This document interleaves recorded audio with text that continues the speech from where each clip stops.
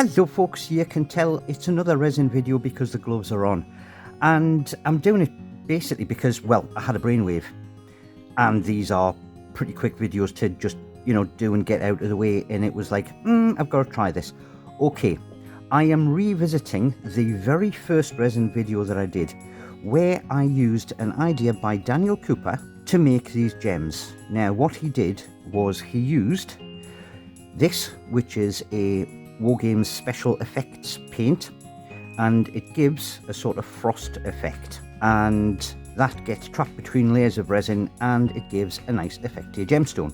Now that got me thinking, if we can use something like this in resin art, are there any other materials or techniques from my wargaming stuff that can be applied to these as well to get a different effect that looks good? And the technique that I thought about is one that is called blacklining. Now it may be known by a number of different terms nowadays, but that's what I originally know it by. And basically what you do when you're painting a figure, say for example you're painting somebody's hand, you paint it all flesh, but that just sort of like looks like a blob.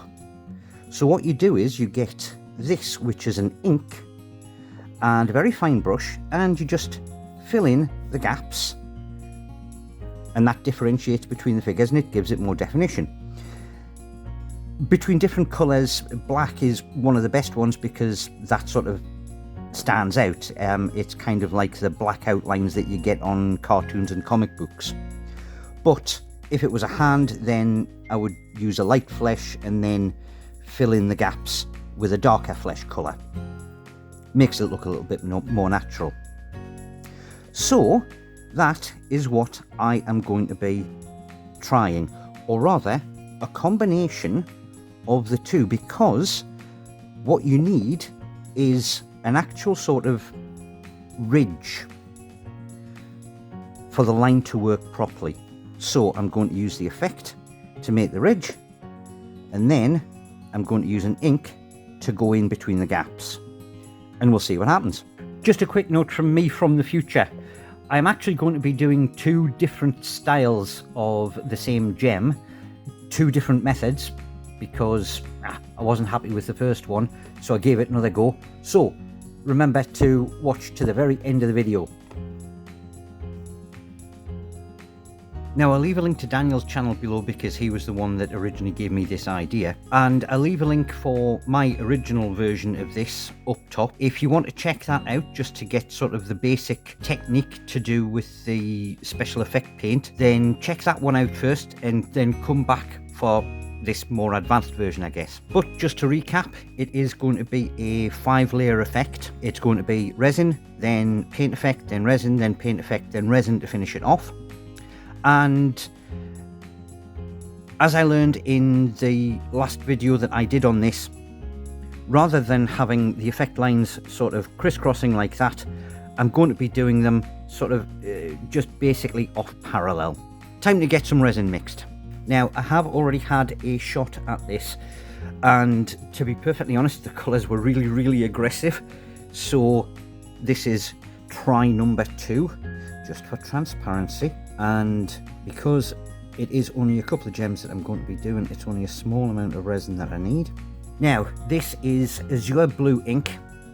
From the test strips that I did quite like the look of this one, so I'm going to give it another shot. But it is a very aggressive ink, certainly in small quantities, so I only want a single drop, and that's it. And because there is going to be some negative space in here, just to pretty that up, I am going to add a small amount of silver mica powder, if I can get the top off and it doesn't go all over the place. But again, I found that this stuff is really aggressive, so hopefully just that amount is going to be enough to give a wee bit of a shimmer. Yeah, I think that is all I am going to do on that. Right, I'll get my big stirry stick and gently get that mixed through.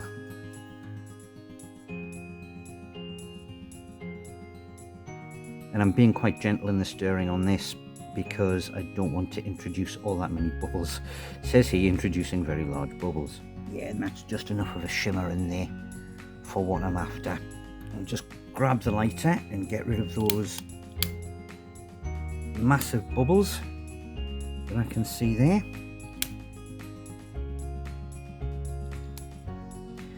Always a long neck lighter, never a blowtorch. You can use a heat gun, although I haven't had that much success with it, so I keep using the long neck lighter. Right, I can see a couple of little streaks of colour, but I am not going to do anything about that because it is supposed to be a bit more on the sort of natural side and you will get streaks. So let's just get some into the mould. Hopefully I haven't gone too overboard on the depth of that. Just work it out to the sides, and I'm being very gentle so that I don't damage the mould, but I'm working it round to the side because we don't want a sort of doming effect in the middle. We do want this layer more sort of flat. Right, I'm happy with that. So let's get it on to nuke for 5 minutes. There's 5. And of course the one thing that I forgot to do, which I should have done, was pop the bubbles when they were in the mould. Oh well. Anyway, first effect coat. Now I am using a extremely fine tip brush. This is a 5-0. This is for detail work because I want, 1, to give that a really good shake, but 2, I don't want the same sort of really blobby lines that I had on the first one. I am using this purely for ridges. Pop a little bit out onto there.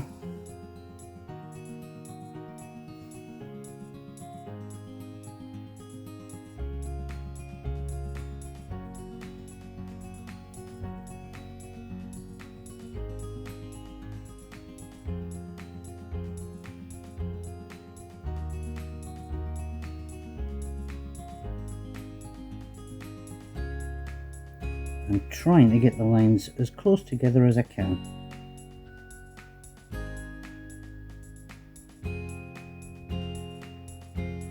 And because it's such a small amount of paint that I'm using, I can already see it drying and creating the effect. Let's go back over just to deepen the effect slightly. And I hope this is coming out on camera because it is very, very subtle. And then I'm going to use a hairdryer just to help force dry it. Just on a gentle setting. Now it's time to use the ink. Now I should have said this is an acrylic ink. It's not an alcohol based ink that is normally used for colouring resin. It's a Wargames paint ink. It's an old one. It's called Vortex Blue. It was originally done by Games Workshop. And I am going to use it to line on either side and in the gap in the middle of those effects, and we'll see what happens. And again, it's that very fine tip brush, and I had tried this off camera just to make sure that it doesn't sort of bead on the resin. Fill in that now. All right, I'll go and wash my brush and I'll hairdryer this again. And then time for the next layer of resin.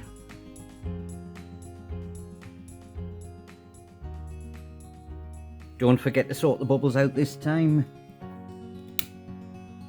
And then another 5-minute nuke. Alright, back to the ice effect.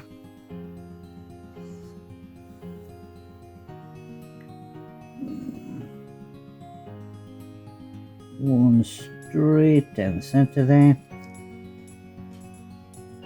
Do that on both of them. And because this is a back layer, I'll go over them 3 times. It's not easy painting at this angle, gotta be said. And then hairdryer. And then the final coat of ink. And I am going to be careful to get it more like this one. I think that was maybe a wee bit too aggressive. So I'll just make sure that I've got the excess off. And then paint in the gaps. And finish off with a hairdryer. and then top that off with the last of the resin coats all the way to the brim. I can see a couple of bubbles, so let's get rid of them. And then a 5-minute nuke to cure this side. I'll turn the mould over, nuke it 5 minutes on the other side, and then it's going to go off outside. Nice bright sunny day. I'll leave that for a couple of hours and we'll do the demold. Alright, it's the bit that you've been waiting for. It's the demold. Now I'm just going to quickly show you this. This one and this one were the first batch of resin that I did. Remember, I did say that I'd been a little bit over aggressive on the mica powder and the ink, and yeah, that is just a wee bit too dark for what I was after. But waste not, want not, I popped it into a sort of necklace mould.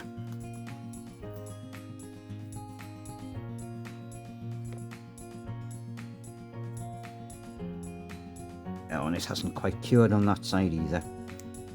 No, that's sticky. Yeah, I think probably with being too aggressive on the ink, and I haven't allowed it enough time to cure properly. I'm not sure whether blue blocks UV light. Okay, I'll have to check that up. But obviously, no, that was not the best example of what we were after. Now hopefully things are going to be an awful lot better with these gems.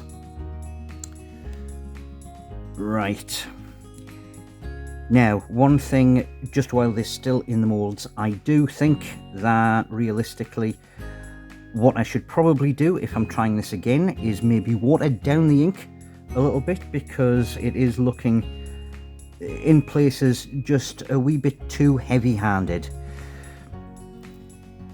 Let's see what that one looks like first off.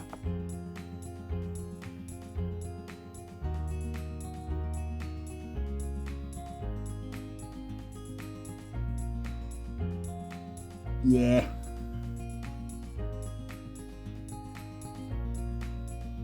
Yep, I should have done something about the bubbles. That has unfortunately spoiled that one. Am I happy with the overall effect though? To be perfectly honest, the white of the frost is not realistically showing through on that colour. Let's see what this one looks like.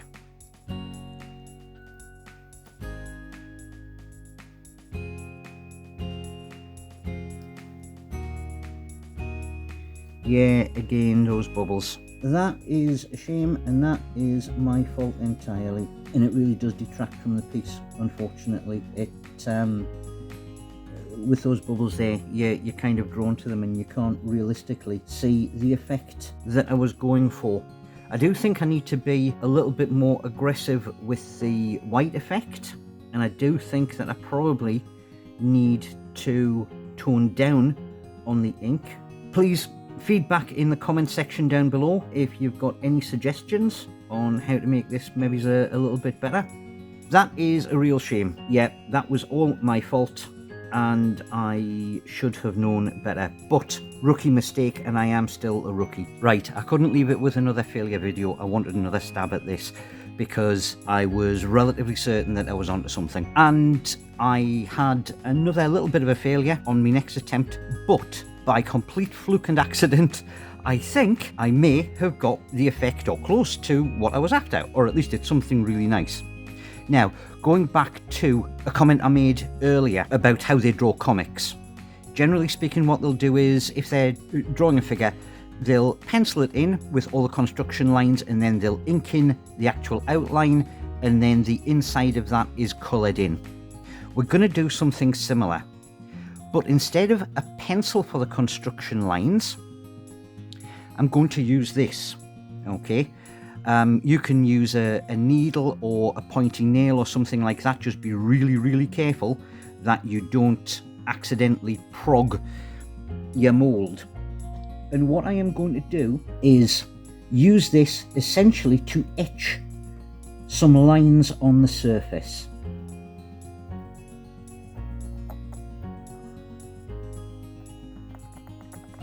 And you may have to go over a couple of times, and it doesn't matter if you go off kilter slightly, because in nature not everything is perfect, and obviously you can see the way that that mold is flexing. You may on your one want to sort of put something underneath there just to help with the pressure, but I'm just doing these quickly to show you the technique. Make sure I have got a decent indentation on those there. This one in a slightly different direction. Alright, now this is the fast part. What I have here is the same acrylic ink, but I have watered it down immensely. I'm going to colour in the lines.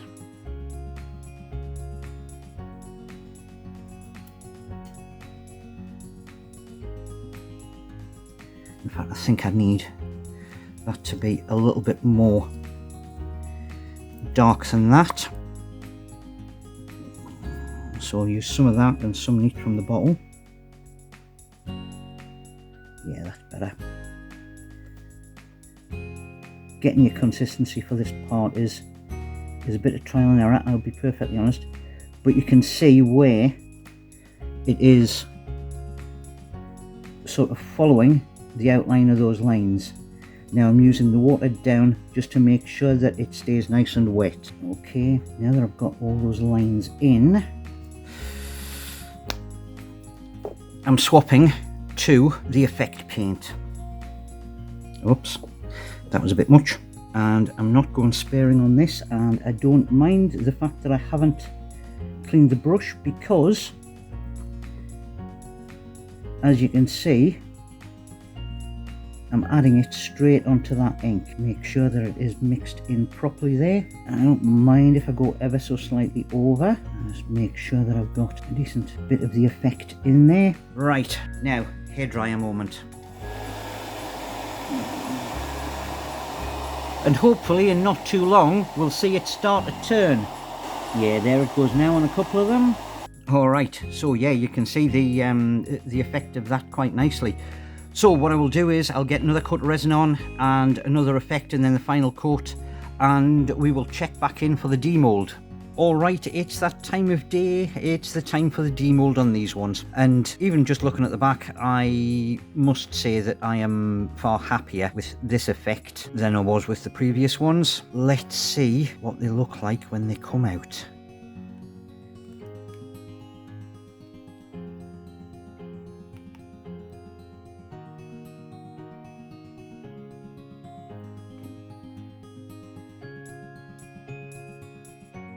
None of the bubbles.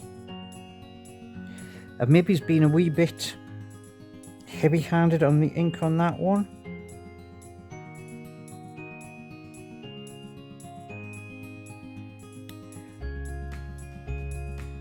But it's not bad. Let's see the other one.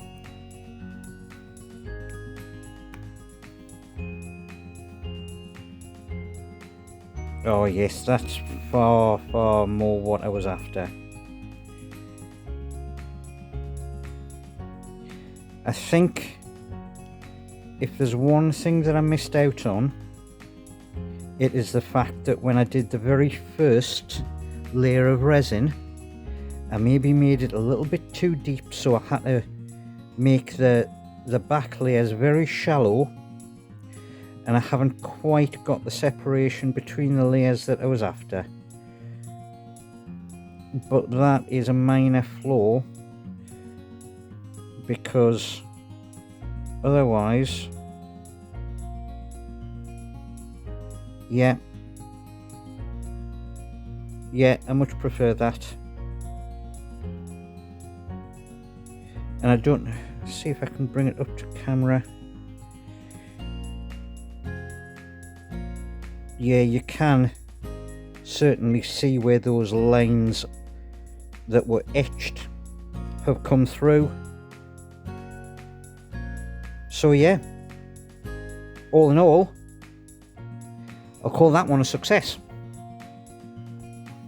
So what did I learn from this? Well, first thing, yes, I can use other Wargame paint on resin and it works quite nicely. If it's inks, it does need to be watered down. Certainly if you're making a sort of clear gem or something like that. Heavy on the effect, light on the inks, whether or not it's the ink in the resin or the ink that is being used for the effect. I've also learned that I can etch. So I can pour a layer of clear resin, etch something on the back, ink it in, and then finish it off with a layer of resin on the back. So that is something that I will have to try out. And of course for my Wargame stuff, it also means that I can do paneling and things like that on resin sheet, or, you know, maybe use ones like this for TV screens and sort of etch the writing on the back. That would be good. So there you have it. If you want to see more like this, please do hit the like and subscribe. Leave a comment down below as to which of the two styles you prefer. In fact, let's get both of them up there so you've got a side-by-side view. Yeah, leave a comment down below as to which of those you prefer, or if you have any enhancements that you can think of, because I'm always happy to give it a try. If you want to see the wife do some of her larger stuff in terms of figurines and trays and things like that, also leave a comment for her. Get her on camera for a change. I don't have to do all the work. But otherwise, that is about it for this one. Toodle pip for now.